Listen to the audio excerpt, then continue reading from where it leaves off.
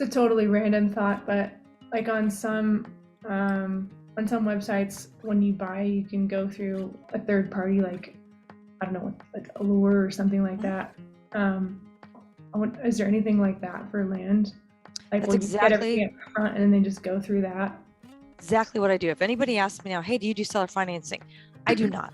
But check ruralfirst.com or even your bank, like we were talking about with Austin's deal. You know, it was clearly funded by Wells Fargo at one time. That's great.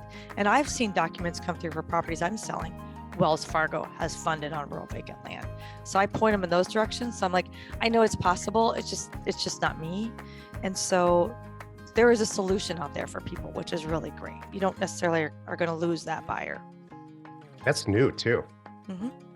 You know, I've never seen so many banks willing to finance these types of land deals. Austin's deals to me sounds like there's maybe a second mortgage, a home improvement mortgage, or some type of deal on a primary residence, and that they got a bunch of money, bought some land. It got somehow cross-collateralized by Wells Fargo, and the house probably got sold, and the liens were extinguished, but the paperwork part of that for that asset just got forgotten, which is really common because nobody's looking for it. They're just looking at the house itself.